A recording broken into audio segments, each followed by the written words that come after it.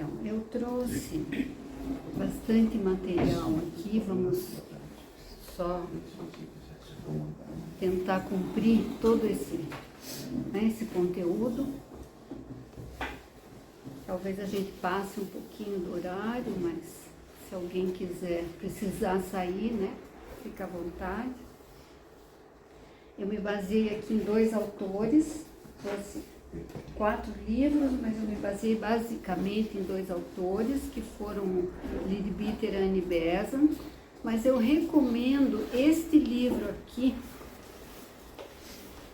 do Antônio Geraldo Mucchi, que é um livro bem para iniciar todo, para ter um panorama, né, um pouco mais sintetizado da teosofia. Ele é muito bom, ele consegue simplificar no bom sentido, né, mas ele consegue sintetizar a teosofia de uma forma muito inteligível. Então eu recomendaria para quem quiser. E tem o plano astral e o plano mental, aqui no Leadbeater, tá? E esse também, que é também panorâmico, né? Que é a sabedoria antiga, tá? Da Annie Besant. O Leadbeater foi um reconhecido clarividente.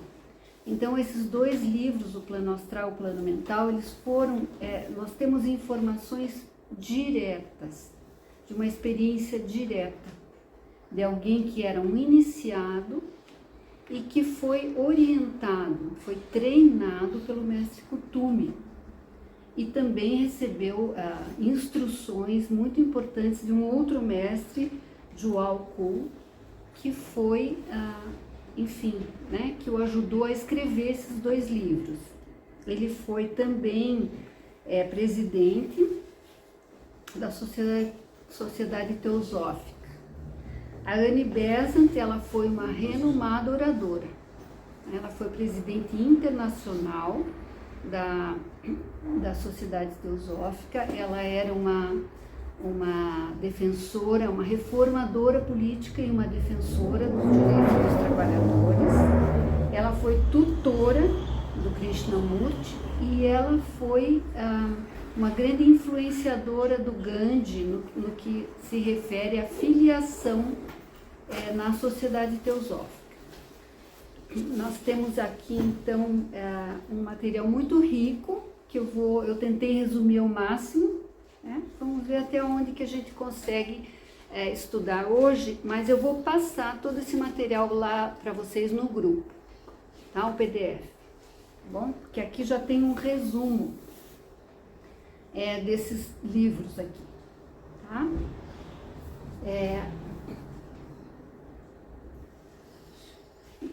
Passar um slide aqui. O plano astral, ele é assim chamado pelos alquimistas da Idade Média. Tá?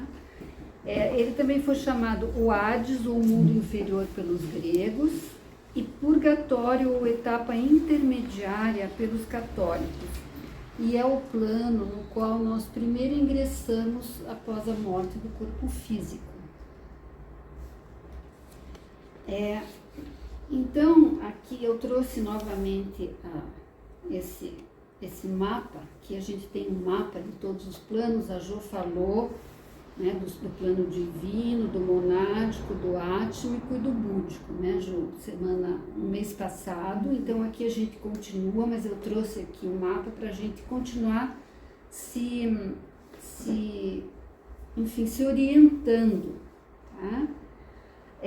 Então, os planos, eles são formados, cada plano, por 7 subplanos, tá?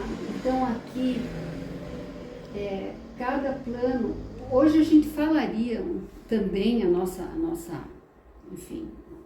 agenda era plano físico, mas eu não acho que seja possível falar de 3 planos na mesma aula. Então nós vamos só falar de plano mais do astral e depois do mental.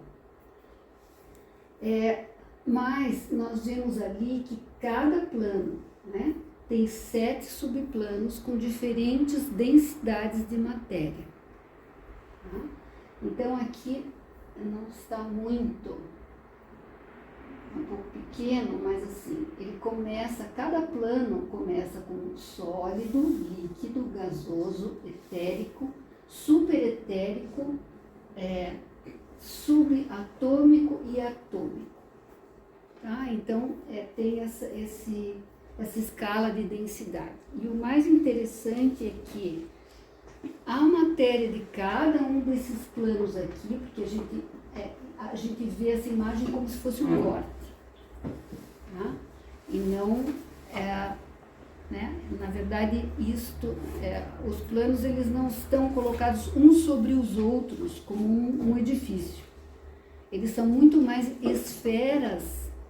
A gente poderia pensar muito mais em esferas concêntricas e que a matéria desses planos ela se interpenetra, né? Então os planos mais sutis estão dentro dos planos mais densos e também a questão que é importante é que quanto mais sutil o plano, maior a sua amplitude. Então, só para a gente ter um exemplo, o 7º subplano do plano astral, ele começa no interior da Terra, ele está no interior da Terra. E o primeiro, o mais sutil, alcança a Lua, né? Então, o plano mental vai alcançar uma área muito maior, enfim, até a gente chegar lá no plano divino, né? Que é um diâmetro, vamos dizer, incomensurável para nós.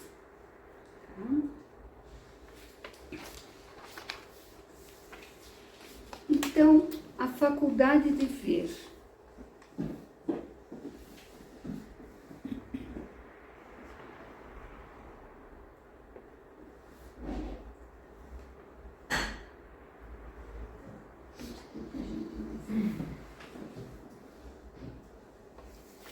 A faculdade de ver neste plano, ela é muito diferente. Então, a visão astral é muito diferente da nossa visão física, né? Então, tem algumas características importantes aqui, tá?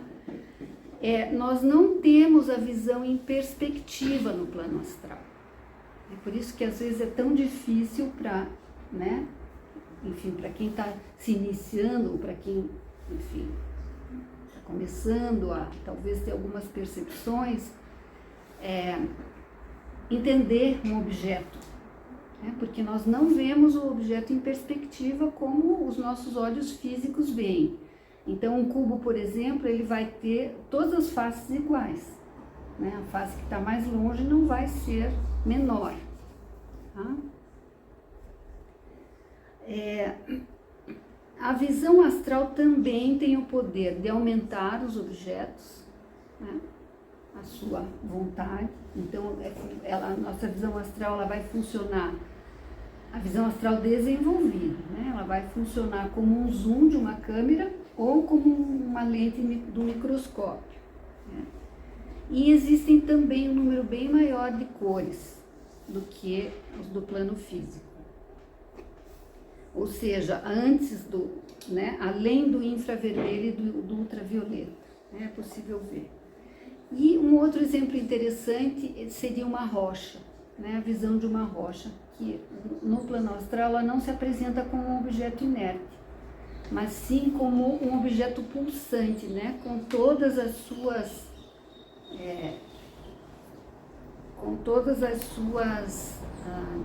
os seus átomos, né, vibrando em movimento, e também é possível ver o seu duplo etérico, né, com todos os graus também de vibração das partículas. E também é possível ver a essência elemental que ele é próprio.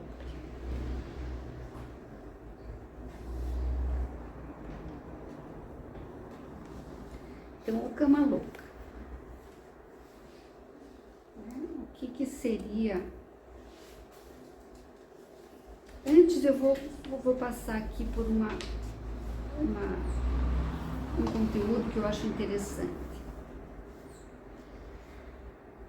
é que nós permanecemos no plano astral durante um período de tempo muito variável após a morte.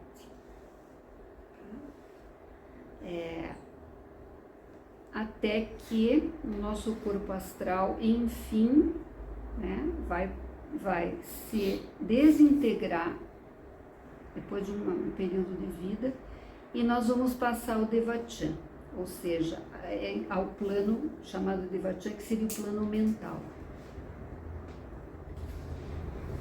Eu estou recapitulando um pouco uma coisa que a gente já viu, né? Acho que a maioria das pessoas aqui já viu, mas eu estou trazendo um pouco esse conteúdo, tá? A Constituição Setenária, nossa Constituição Setenária, ela é feita de uma parte que é transitória e uma parte que é permanente, né? E os corpos físico, astral e mental concreto, eles seriam os transitórios e que constituem a nossa personalidade, que é sempre nova em cada reencarnação. E a nossa individualidade, que é permanente, então ela é formada pelo corpo causal ou mental superior, pelo corpo búdico e pelo Atma. E ela permanece no plano causal. Então essa individualidade é que é eterna e que se reencarna, tá? E cada reencarnação ela colhe a experiência, né, que é o fruto do trabalho que a personalidade realizou na Terra. Eu estou falando tudo isso porque cada parte da nossa constituição ou da nossa anatomia, ela é construída a partir da matéria, com a matéria de cada um desses planos. Então, vai haver aqui, depois nas passagens, na passagem pós-morte, né, por cada plano, uma sintonia vibracional com a matéria do plano astral, do nosso corpo com a matéria do plano astral.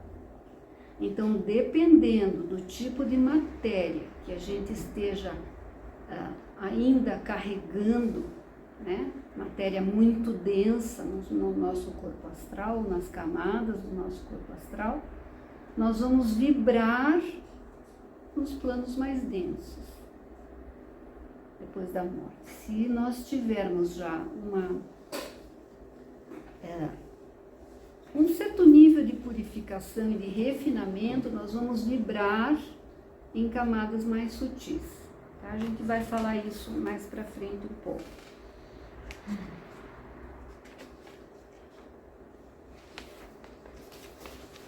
Então, o plano astral, ele é também chamado de cama louca, né? Literalmente o lugar do desejo. Então, após a morte do corpo físico, o homem se retira desse corpo, tá? Com todos os seus corpos, ele se retira e algumas horas depois a contraparte etérica do nosso corpo físico também se retira, tá? Então, o homem está pronto a passar ao cama louca, o humano, né, o ser humano, né, porque ainda nesse século se falava homem como humanidade. Então, quando eu falar homem aqui é porque eu traduzi dali. Mas é a humanidade, né? O ser, a pessoa. Então, ela está pronta a passar ao cama louca e o seu corpo astral sofre uma recomposição. Tá? E essa recomposição que o habilita a se submeter às transformações purificadoras para a sua libertação. Então, os sólidos, os líquidos, os gases e os éteres são reorganizados e formam 7 conchas concêntricas, sendo que as mais densas vão ficar no exterior e as mais sutis no interior. Cada cada uma dessas camadas é constituída de matéria proveniente de cada um dos subplanos do plano astral, e aí começa o processo então de purificação, né? E aquela pessoa ela vai passando plano a plano, né? Subplano a subplano, tá? A partir do inferior, ou a partir do plano em que ela desperte, porque tem esse detalhe também. Muitos passam dormindo, às vezes, conforme o avanço espiritual daquela pessoa, ela vai passar dormindo pelo plano astral e vai despertar só nos planos superiores. Tá?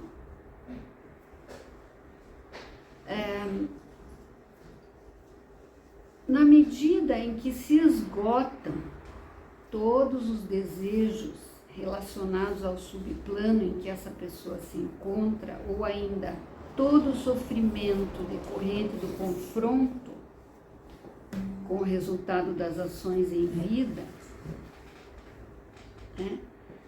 Ela vai então passando por esse processo de desagregação de matéria densa que compõe cada parte do seu corpo.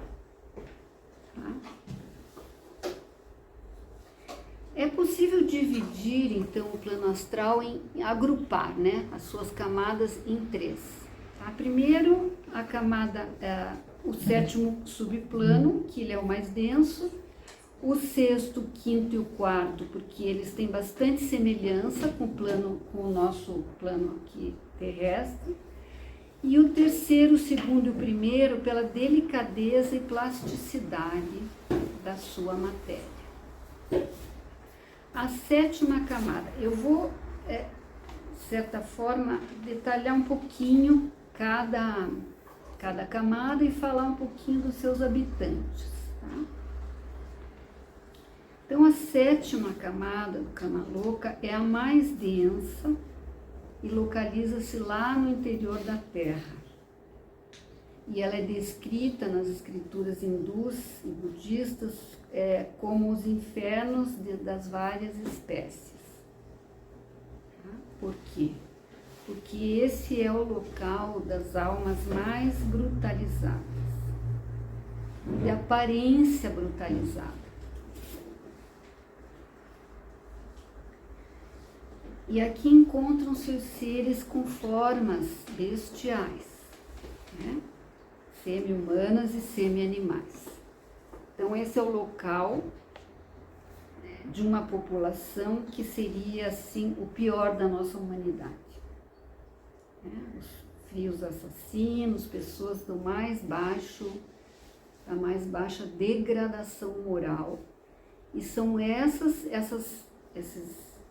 seres que vagueiam então por essas regiões escuras e que também vagueiam pelos piores lugares da Terra, né, instigando seus frequentadores aos piores atos.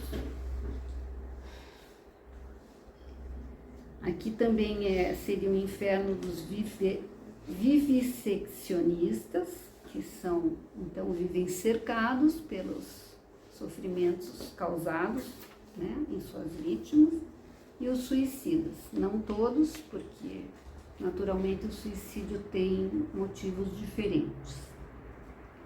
A sexta região, ela é considerada um duplo astral do plano físico. Então, porque aqui nessa região estão todos os corpos astrais de tudo que existe no plano físico, né? E esta é a matéria que está mais próxima visualmente, vamos dizer assim, do plano físico. A grande maioria das pessoas permanece aqui durante algum tempo. E destas, uma grande proporção está desperta. Né? Que tem essa diferença, estar desperto, né? Porque sofreu impacto vibracional daquela matéria, que significa que existe matéria no nosso corpo astral, daquele padrão vibratório. Então ela sofre impacto e vai acordar ali. Então, elas são despertas geralmente, né? E são pessoas que levaram uma vida mais superficial e fútil, né? Mais preocupadas com a suas próprias questões, né? Em satisfazer seus próprios desejos.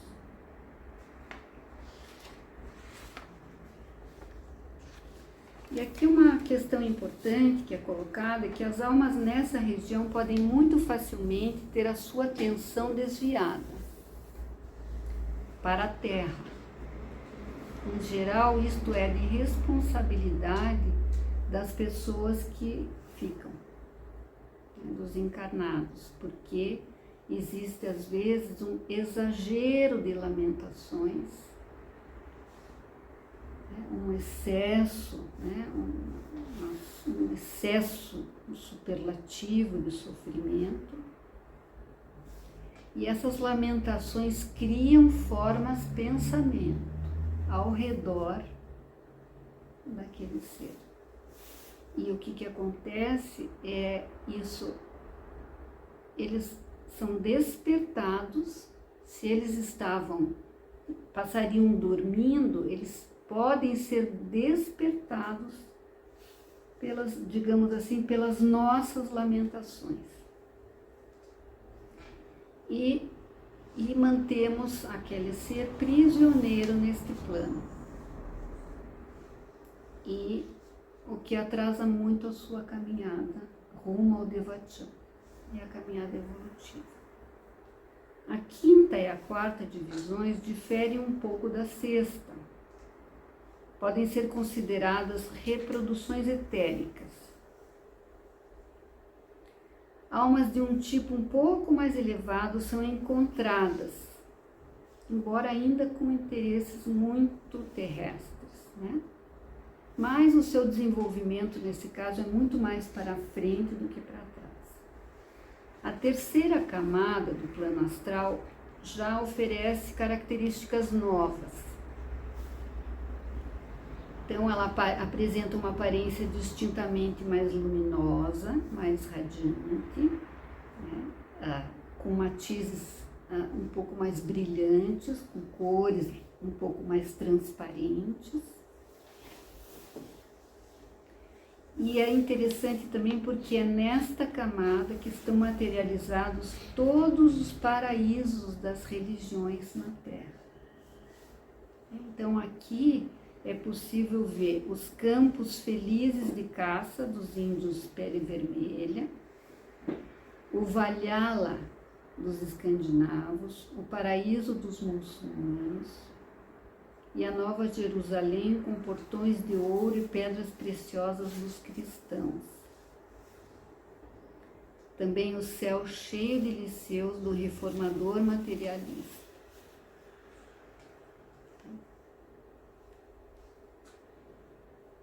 Então, o paraíso que, enfim, eles anseiam, eles ou nós, né, porque nós não estamos fora, né, absolutamente, né, desse grupo, quem sabe, né, desejamos alcançar, né.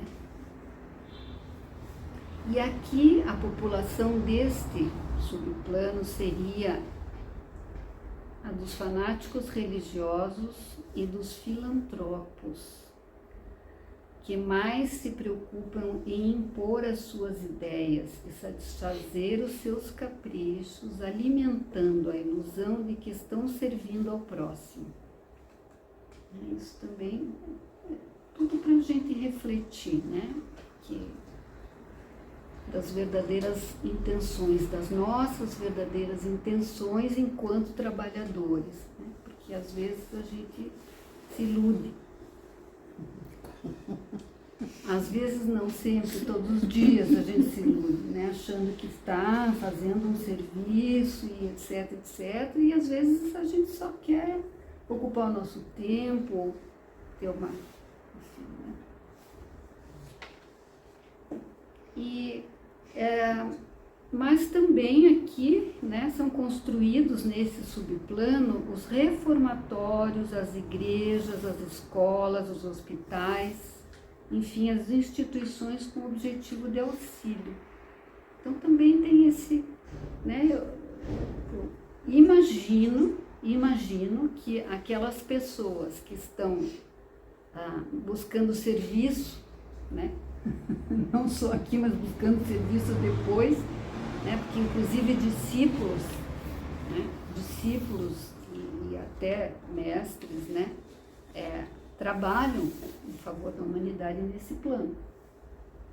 Então fico imaginando que aqui também seja um local, né, apesar de ser ainda plano astral, é um local que tem muito o que fazer, né, muito serviço.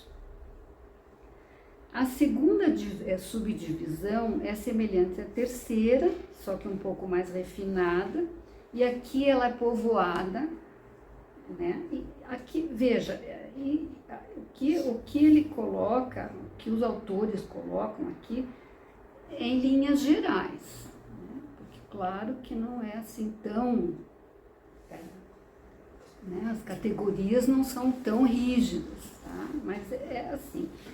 Na verdade, é o que ele conseguiu visualizar, né, na sua investigação.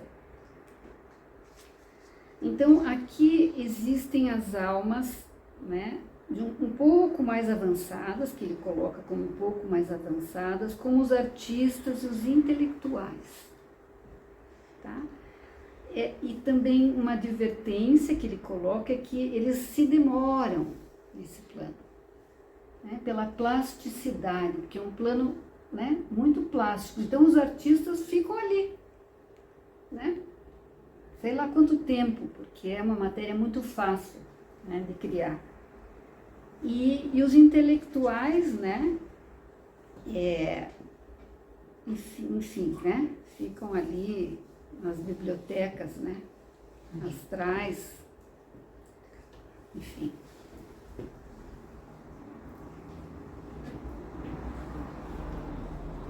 E por quê? Porque nesta região eles cercam-se de tudo que é de melhor no Kama-loka, né? Por sua capacidade imaginativa e plástica. Aqui também são encontrados os beatos, mas de um tipo um pouco mais elevado do que a divisão anterior, já com sentido mais definido das suas limitações. E a primeira divisão é ocupada quase que inteiramente por almas que em vida foram intelectuais de um materialismo pronunciado. Então, esses seres estão apegados aos conhecimentos adquiridos pela mente concreta. Então, é aqui, né? Aqui que os intelectuais vivem por anos e às vezes séculos dentro de bibliotecas astrais, né, consultando avidamente livros sobre os seus assuntos preferidos. Né, e muito satisfeitos com isso, por ainda não terem saciado, né, a sede de conhecimento. Então é interessante pensar como tudo é um fio de navalha, né? O conhecimento, né, é um fio de navalha, as intenções, né, tudo para que eu quero isso, né? Qual é o limite disso? Ou até onde isso está me fazendo crescer ou está me segurando, né? Tá me, enfim, atrasando a evolução. Parei, né? Parei tudo aqui, não leram nada.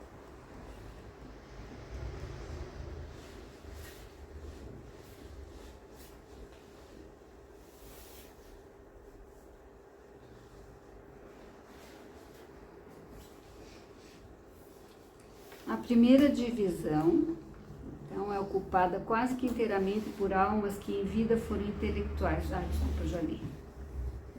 Então, vai chegar um momento, né, em que as amarras do corpo astral são finalmente lançadas fora. E a pessoa entra em estado de inconsciência, como se fosse um sono, e finalmente desperta em um estado de intensa e profunda felicidade, que seria o plano mental. E aí resta um cadáver astral ou uma concha da pessoa que partiu, formada pelos resíduos das 7 camadas de matéria do plano astral, que com o tempo se desintegram, da mesma forma que ocorreu com o corpo físico.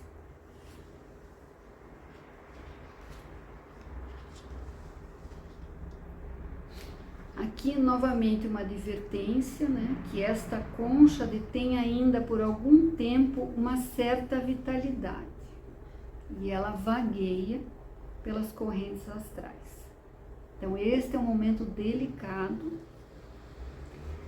porque ela pode vir a ser vitalizada. Como que ela vai e voltar a exercer alguma atividade ainda. Então, se esta concha, vamos dizer, for invocada por amigos ou parentes que ainda não se desligaram dela e alimentam o sofrimento e a perda com os lamentos intermináveis, essa concha vai desempenhar tranquilamente o papel daquela pessoa que já se retirou dela. Laura, não entendi. Eu também não. Então, a pessoa já atravessou o plano astral, ela já viveu a vida dela. Então ela se retira. Como se tivesse dividido em duas, assim. Ela foi embora. Porque assim, ó, quando você se retira, nós nos retiramos do corpo físico depois da morte. E o corpo físico e o etérico vão se desintegrar. Vamos viver no plano astral. Vivemos a nossa vida no plano astral. Nos retiramos do corpo astral. Uma segunda separação. Uma segunda. A segunda morte. E essas camadas do corpo astral vão vagar nas correntes astrais para se desintegrar, da mesma forma que o corpo físico se desintegra. Porém, ela continua aí. Só que ela tem uma certa vitalidade. Tá? E ela pode, né, se houver um apego, né, e uma invocação e uma tentativa de comunicação fora do comum, né, dos encarnados, ela vai ser vitalizada, essa concha, e ela vai fazer o papel daquela pessoa que já partiu. Tá? Laura, Diz. só para confirmar, é o que popularmente é conhecido como cascão? Pode ser, né? Pode ser. Achei que Depois esse a gente termo iria fazer mais sentido para você, por isso que eu falei. Isso. Cascão astral. Isso, Exato. depois nos habitantes tem. Mas Pode que ser cascão popularmente a ou gente conhece sombra. mais como cascão, né? Ou sombra. Sombra é uma. Exato. Também. Sombra é mais complexo, mas a gente já vai. Mas em algum momento isso vai se desintegrar, mesmo que ela continue apegada ao plano terreno? Ou se ela ficar apegada ao plano terreno, ela continua se alimentando de alguma forma e sobrevivendo esse cascão? Pode. A gente não sabe. Né? Eu acho que cabe a nós, aqueles que estão alimentando, né, mantendo essa concha ou esse cascão vivo, cabe a nós ter a consciência, eu penso. Isso. Na medida que a gente tem a consciência e para de clamar por aquele ser, né, ou alimentar, aí ele consegue se libertar. Mas eu acho que ele fica preso enquanto nós estamos presos. Isso, né? isso. Invocando a presença, né? Eu tenho uma dúvida, porque a gente está falando, pelo menos eu estou entendendo que estamos falando de duas coisas diferentes. Uma é de que esse ser, ele já foi para o plano mental. ficou o Sim, cascão. sim, Então esse ser não está mais nesse cascão, ele já está no outro plano. não. O que está sendo alimentado, É o entre cascão. aspas, é o cascão. Isso. Mas o cascão pode ser invocado, etc e tal, mas não depende mais da libertação, entre aspas, porque esse ser já está no outro plano. Então ele só vai ser, digamos assim, o cascão vai sendo alimentado, mas esse ser já não está mais lá. Sim. Sim, mas isso atrasa sim, Vilma, a evolução, porque de certa forma existem resíduos teus vitalizados num plano. Né? Pelo menos é isso que está colocado na literatura. Tá? E principalmente a gente vai ver depois a questão da sombra, que ainda fica com resíduo de corpo mental, aí é mais grave ainda. Tá? Mas assim, o que se coloca aqui? As preces, as cerimônias religiosas, né? Os sentimentos de amor, de paz, de desapego, de desejo de felicidade, né? Tudo isso ajuda, tudo isso liberta. Tá? Menos a necessidade da invocação da presença daquele ser, porque isso daí já vai trazer esse problema, né? Enquanto a gente está rezando, pedindo para que a pessoa encontre a luz, é uma coisa, mas quando a gente fica, ai, por que você não está aqui? Ai, volta, não sei o quê. Isso daí não é saudável. Sim, né? sim. Tem uma diferença Tem uma entre diferença, rezar para e rezar por. Porque eu quero aquela pessoa do meu lado, porque eu estou sofrendo, porque não sei o que, não sei o que, né? Então, e que essas vibrações, olha que interessante, de amor, de desejo de paz, de felicidade, as cerimônias, isso tudo ajuda na desintegração da concha. Então, é o contrário. Isso é bem interessante.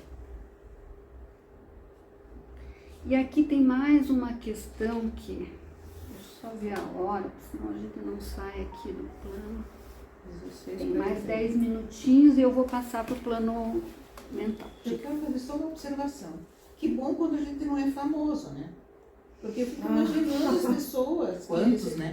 Que Quantos são ficam puxando? permanentemente sendo evocadas. Já passou um século da sua morte, 3, 5, 10 séculos, e continua aquela coisa, nossa, como faz falta essa pessoa entre nós. Né?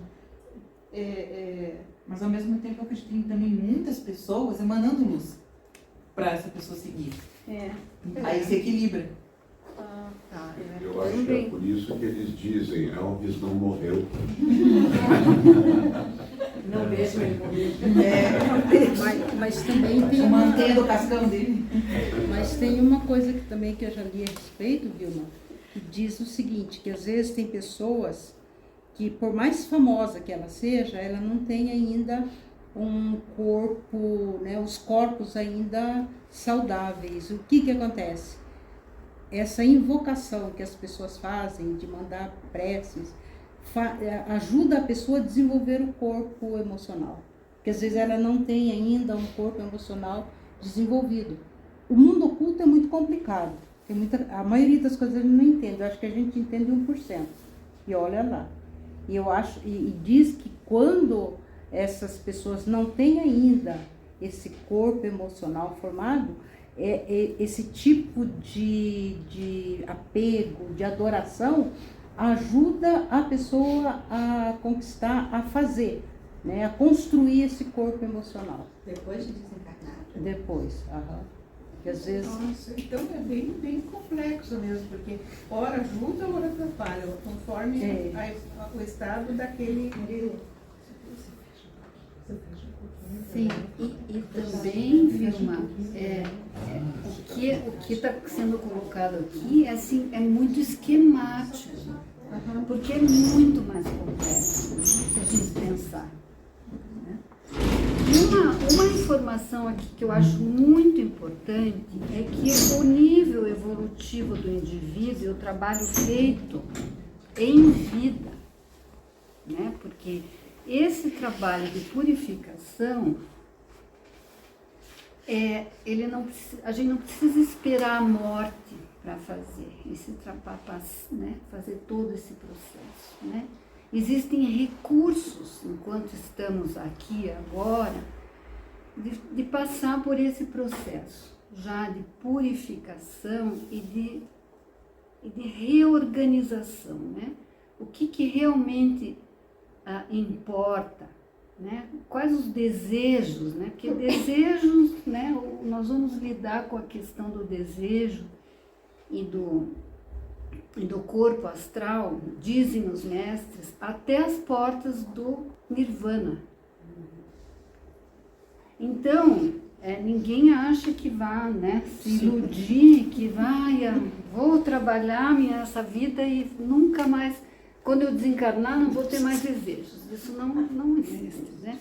Mas o que a gente pode fazer é trabalhar, né? A meditação, ela é um recurso extraordinário, porque na medida em que nós sintonizamos com planos mais elevados, que sintonizamos com energias sutis,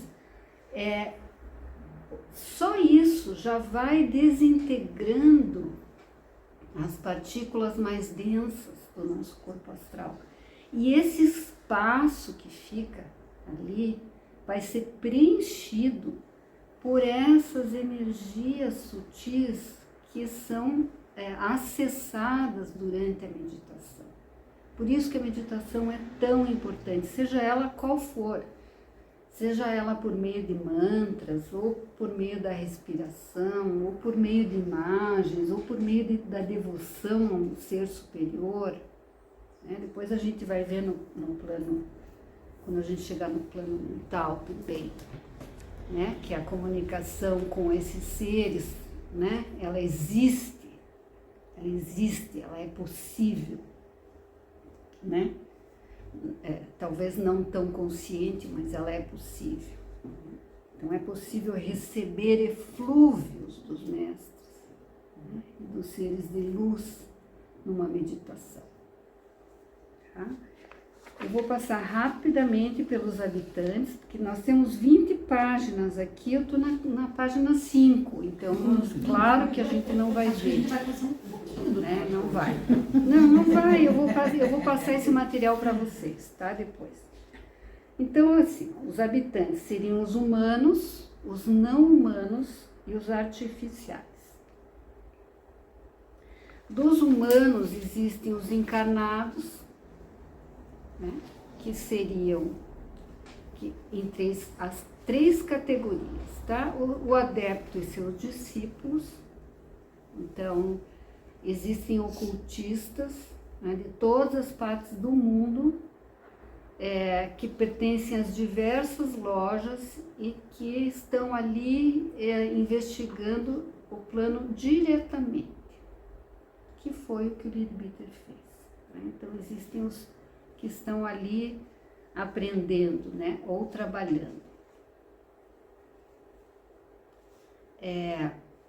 Existem da mesma forma o Mago Negro e seus discípulos, né, que tem o outro lado também. Os indivíduos psiquicamente adiantados, mas que não estão sob a supervisão de um mestre, e as pessoas comuns, né, entre os encarnados.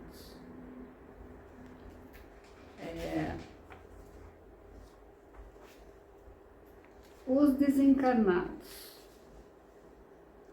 Estou pulando tudo aqui, tá, gente? Os desencarnados. Então, os Nirmanakayas. O que seriam Nirmanakayas? Seriam seres libertos.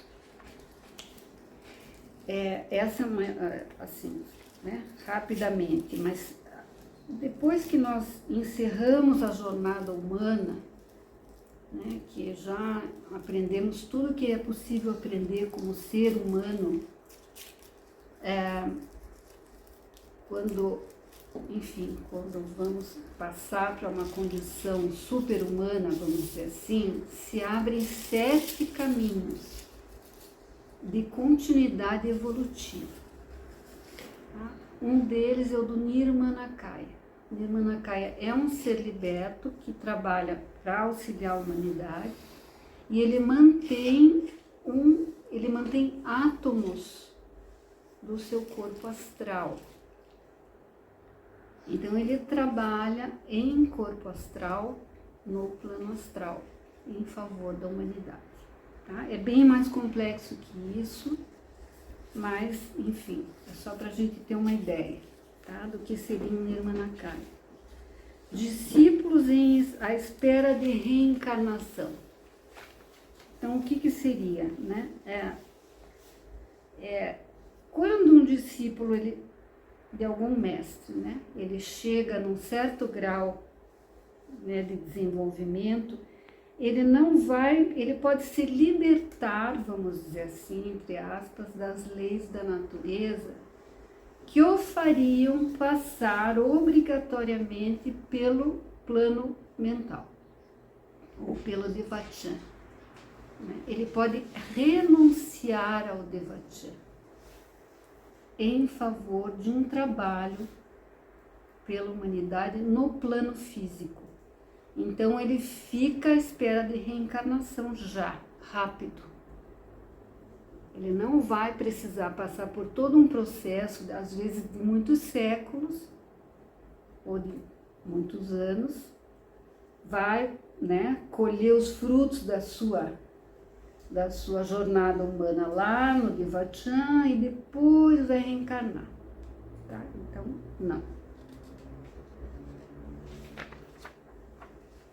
Também os magos negros e seus discípulos, né, que tem tanto os encarnados como os desencarnados, os mortos comuns e as sombras.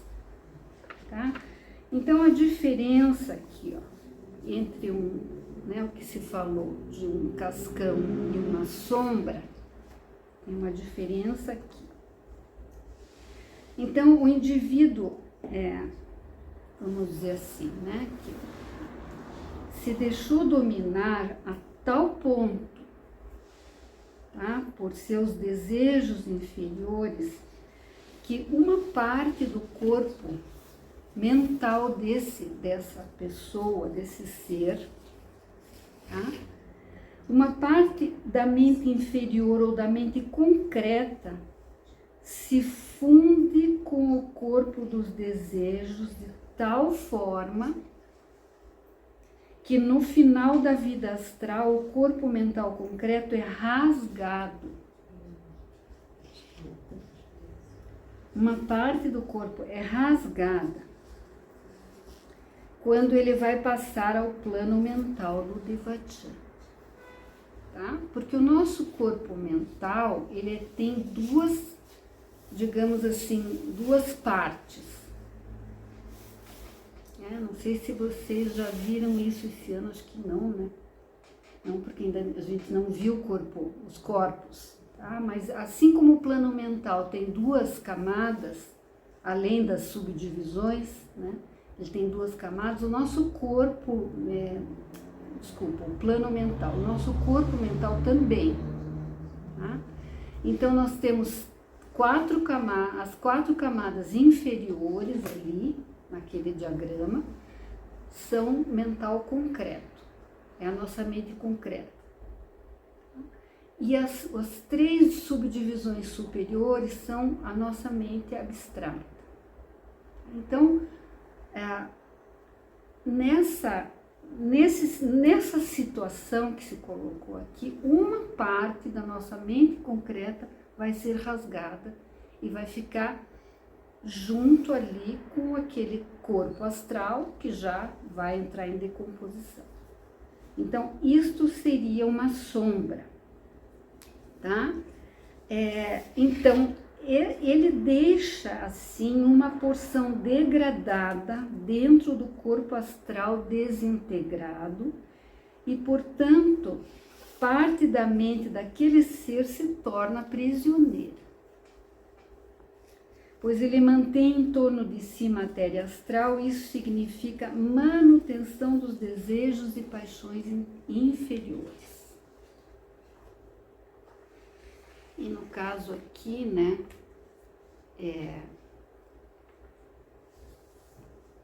esta mente que ficou para trás, e a sua inteligência então diminui gradativamente, restando apenas uma astúcia instintiva, e essa sombra pode se prestar a operações dos magos negros. Os invólucros seriam aqueles, só os invólucros astrais mesmo, em decomposição. Então, essa diferença entre um cascão ou invólucro e uma sombra.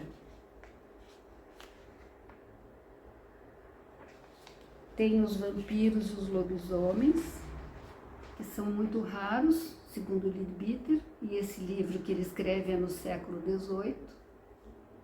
A diferença é que os vampiros são desencarnados e, enfim, né?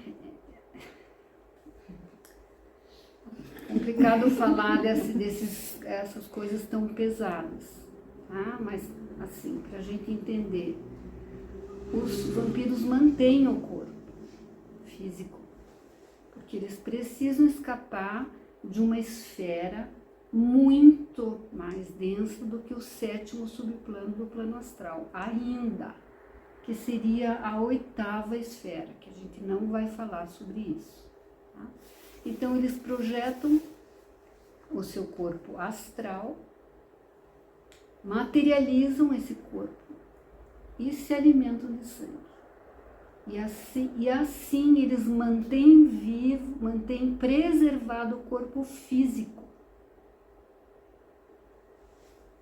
Né? Então, nada se desintegra, nem corpo astral, nem corpo físico.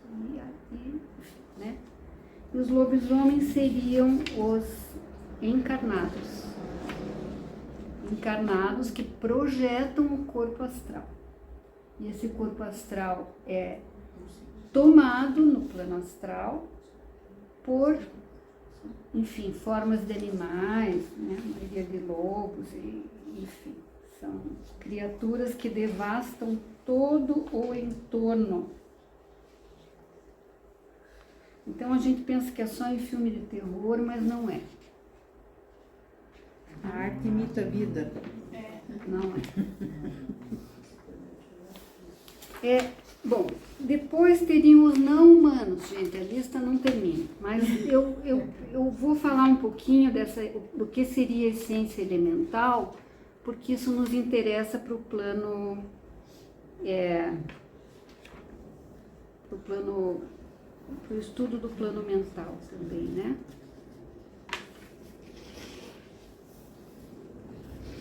Muito cansados? Não. Dá para continuar um pouco mais? Tá.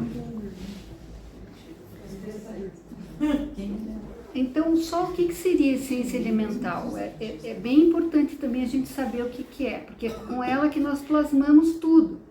Inclusive agora, nesse momento, estamos plasmando coisas no plano astral e mental a partir dessa essência.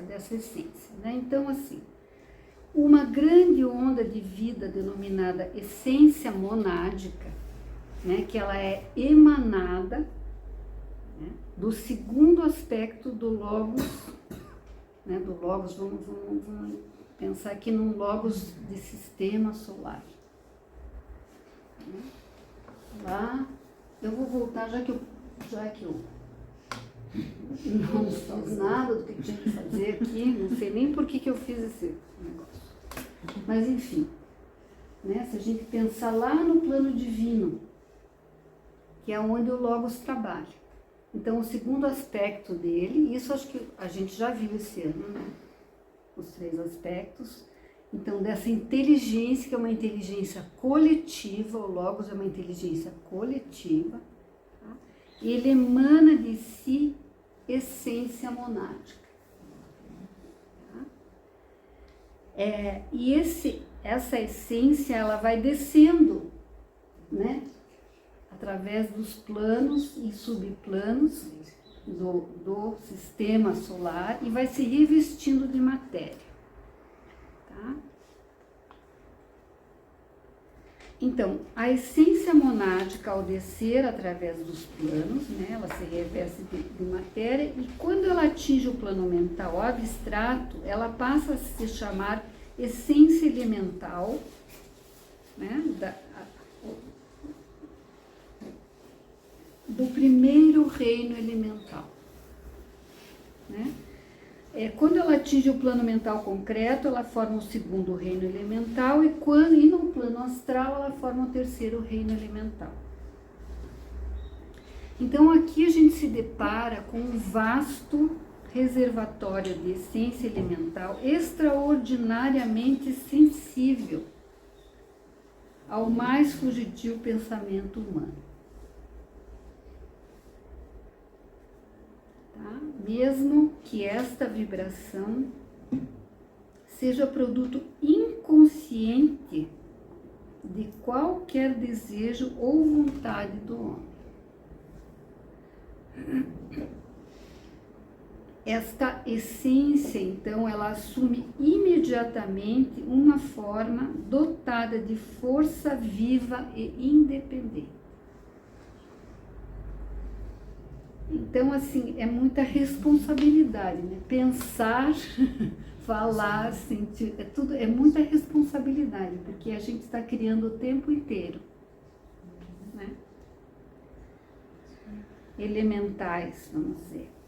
E a duração desse elemental, ela depende da força do impulso, né, que lhe deu o nascimento, ela depende da nitidez, né, a nitidez dos seus contornos, depende da precisão do nosso pensamento, e a cor depende da qualidade do pensamento, se ele for intelectual, devocional, passional.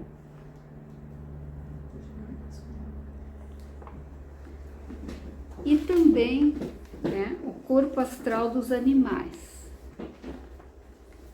Também são habitantes do plano.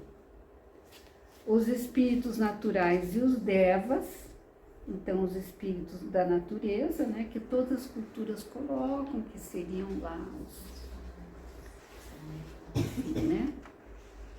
os espíritos da natureza, os espíritos do fogo, da água, da terra, do ar, né? Ondinas, salamandras, enfim. Né? Cada cultura tem os seus nomes e as suas hierarquias. Os devas seriam seres os mais desenvolvidos do sistema. Né?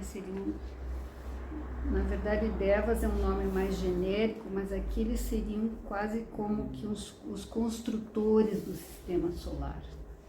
Tá? Também a gente teria que fazer aqui uma aula só sobre devas, só sobre espíritos da natureza. Mas assim, só para saber que são esses os habitantes, todos esses os habitantes do plano mental, do plano astral. Então, vamos passar então para o plano mental aqui, vou deixar.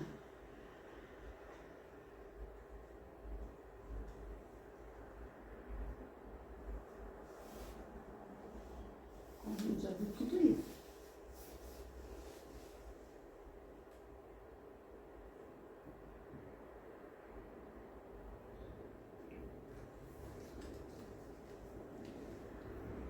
Então, Leadbeater nos fala da intensiva felicidade, que é a primeira ideia capital em que devem basear-se os nossos conceitos sobre a vida celeste. Tratamos de um mundo em que, por sua própria constituição, são impossíveis o mal e a tristeza, porque tudo isso é plano astral e é corpo astral. E tudo isso já ficou para trás.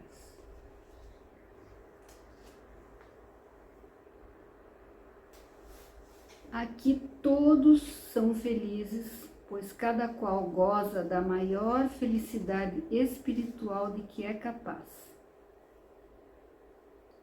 e é um mundo cujo poder de resposta de aspirações só está limitado pela capacidade do aspirante.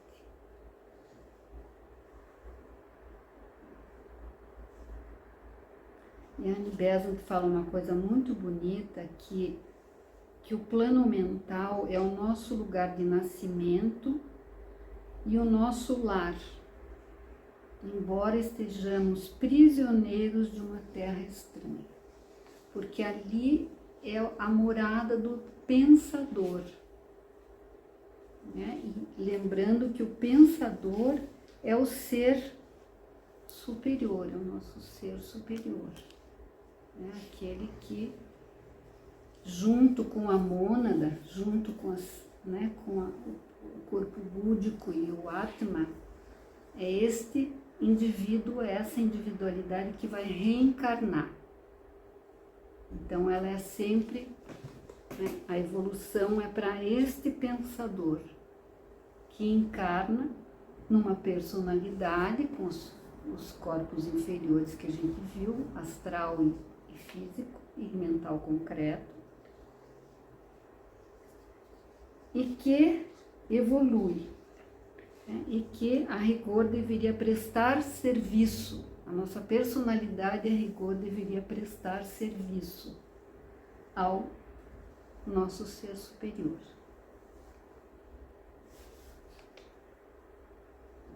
Então, da mesma forma, o plano mental, ele tem uma estrutura setenária, né? Ele tem o plano mental concreto, que é com forma, e o abstrato, que é sem forma. Isto porque nas 4 subdivisões inferiores, as vibrações da consciência dão lugar às formas ou imagens, e cada pensamento aparece como uma forma viva, né? E ela é modelada, então, isso que a gente acabou de falar, a partir da essência elemental do segundo reino.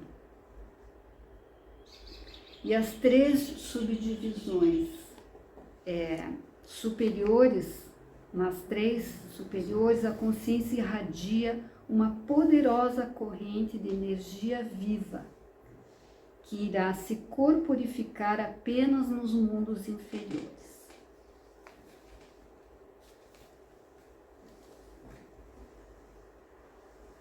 Eu trouxe uma imagem aqui para a gente ficar um pouco mais suave, né? Que é uma escultura, porque como o plano mental, ele funciona como um espelho da mente do Logos. E ele projeta nos mundos da manifestação tudo aquilo que está na mente do Logos. Essa é uma obra de um artista indiano, Anish Kapoor.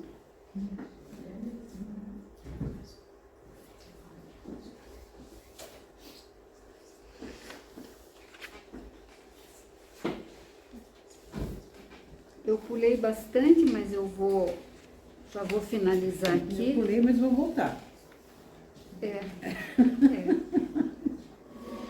Não vou falar. Os habitantes são basicamente os mesmos, tá? Deixa eu só ver que horas são aqui. 17.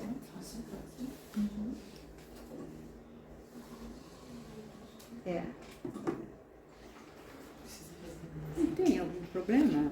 Não. Marcar mais um encontro para você terminar? Vai falar do plano astral? Não, do plano mental? Do plano mental? Não tem. Eu podia fazer isso, Laura. Eu acho que ele não pode ser tão rígido também. Ou tem que ser daquele jeito. Então, na verdade, assim, ó, eu acho que mais uns 15 minutos eu consigo dar um panorama. Um panorama. O que vocês preferem? Que a gente marque um outro encontro só para falar do plano mental? Sim. Ou que a gente finalize? É que se você puder dar mais detalhes, se a gente marcar uma outra vez, eu acho que seria mais interessante. Porque... Vocês preferem? Eu acho que é melhor, porque ele é tão rico. São tantas informações importantes. Os elementais mesmo, sabe? Eles são uma classe de seres que ele não pode deixar para trás, né? Sim, sim. Então, eu vou parar por aqui e a gente pode abrir para as questões, para as dúvidas, para as perguntas, para as contribuições, o que cada um quiser. Então, né, nós temos ainda aqui uns 15 minutos, 15, 20 minutos. Certo? Eu acho ótimo, sim, sabe? Tá. Porque daí eu acho que melhor, né? Você fez um trabalho tão bonito, sabe? Pra encerrar correndo. Você vai passar no WhatsApp esse material? Eu vou passar. Do WhatsApp? Eu vou passar no grupo. Escuta, eu tenho tem milhões de dúvidas, né? Mas essa questão dos vampiros aí. Eu também queria mais detalhes. Não entendi.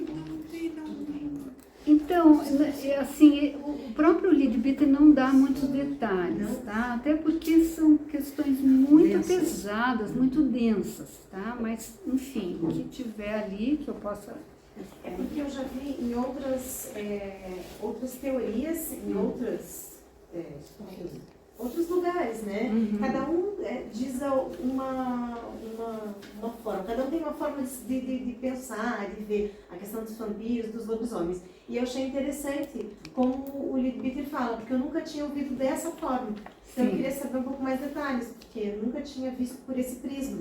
Eu já tinha visto por outros prismas. Eu achei interessante a forma como ele explica, da questão dos corpos, da materialização do corpo, desse Da oitava esfera. da oitava esfera que você falou. Eu não entendi muito bem, mas enfim. Então, ele não fala da oitava esfera nesse livro. Teria que fazer uma pesquisa. Ele só cita. E o que ele fala também não é muito mais que isso, Bibi. Ele fala... só que eles são muito raros, já eram na época, e que eles estão mais estariam mais na região da Hungria e da Rússia. Hoje eu realmente a gente não saberia, né?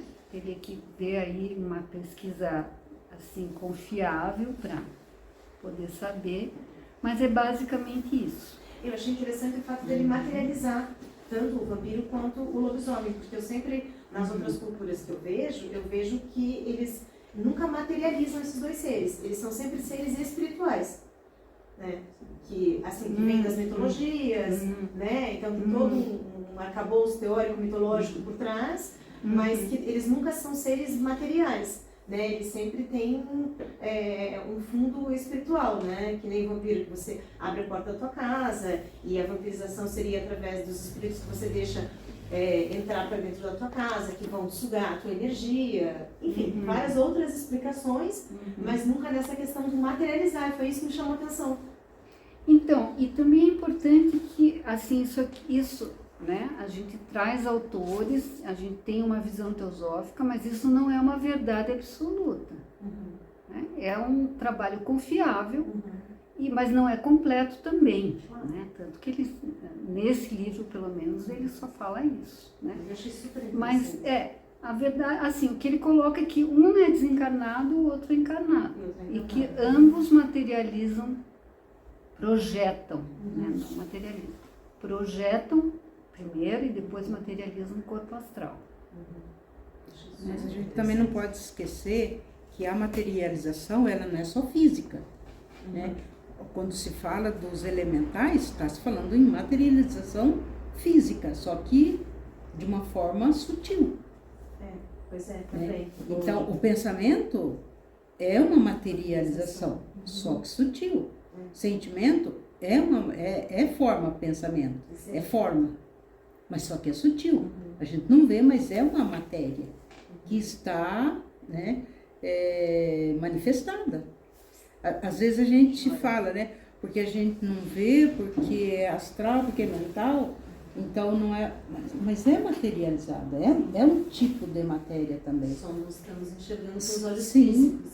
quem é clarividente vê, né? Quem não é, não vê. Isso que a Ju falou é importante. Eu estou voltando aqui no nosso diagrama, porque a gente só vê com nossos olhos físicos até o terceiro ali subplano do plano físico.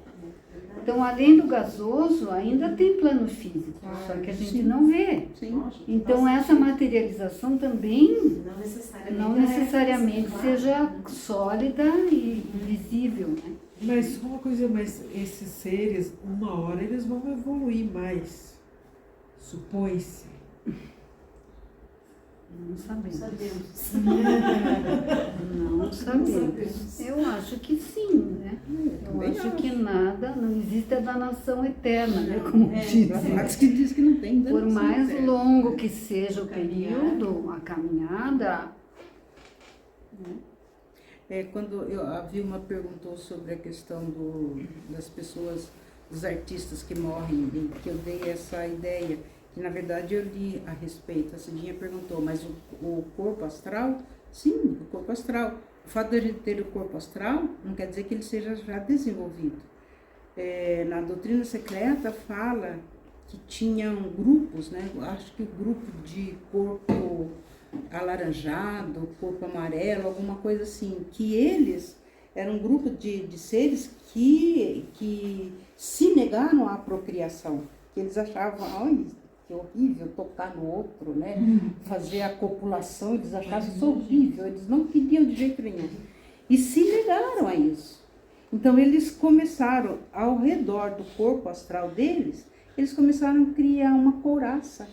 E o corpo mental se tornou uma couraça, sabe, assim, tão intransponível de sentimento, que o fato deles terem corpos não quer dizer que eram corpos desenvolvidos.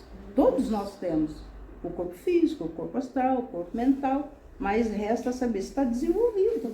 Então, quando que eu li a respeito que quando as pessoas oram, choram porque fulano morreu, porque fulano era tão legal, era tão bom, era isso, era aquilo, então aquela comoção ajuda no desenvolvimento do corpo astral daquela criatura.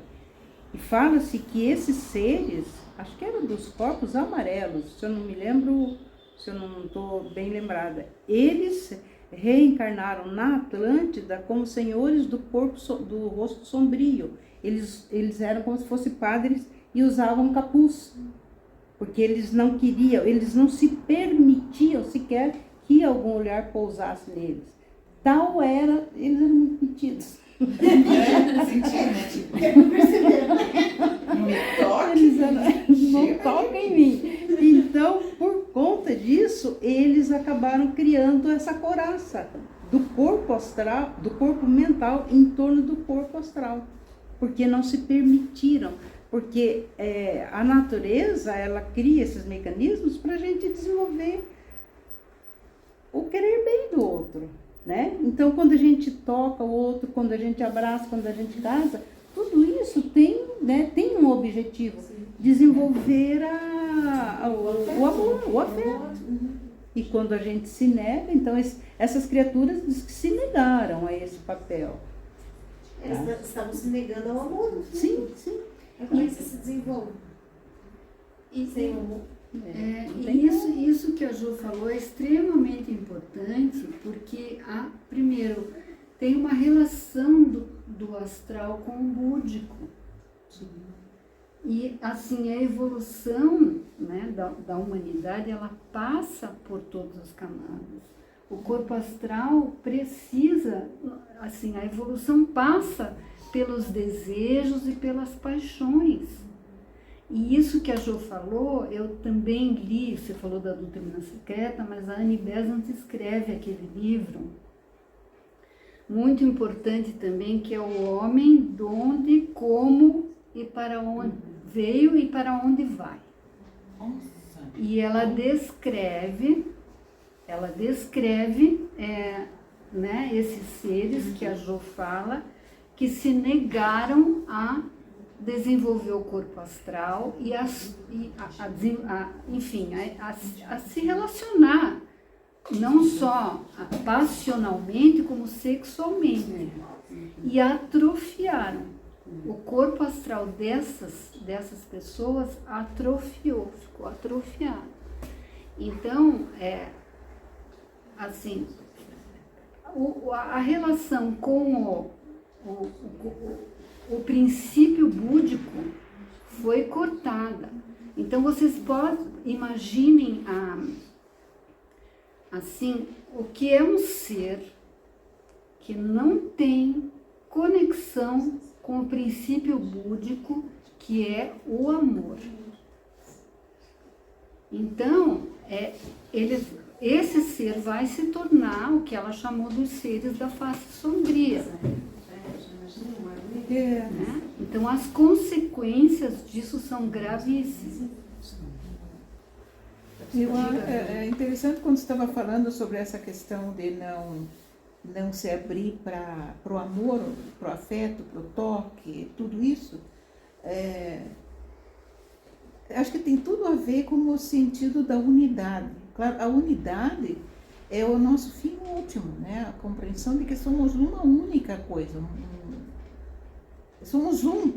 E quando um ser não deseja se comunicar de forma alguma, ele, não sei se eu sei explicar, mas é como se ele barrasse também esse sentido de unidade, que é impossível. Um casal, por exemplo, quando tem uma relação sexual, eles se unem, né? Num único corpo, e também sua mente, seus afetos e tudo mais. Imagina alguém que não deseja nada, nem contato, nem que seja visto. Então, obviamente que existe um individualismo tamanho ali, tão grande, que impede que esse sentido de unidade um dia venha a se realizar. Quer dizer, vai levar muitas encarnações, mas vai conseguir. Mas é bem mais difícil. Não sei se eu consigo explicar isso direito. Sim, é um atraso, na verdade, é um grande atraso evolutivo. Bom. E esses seres artificiais que apareceu ali, não sei se Os você... artificiais, a gente vai deixar isso para o plano tá. mental. Tá bom? Tudo bem? Podemos então, encerrando e tomando um chazinho? Querem tomar um chazinho?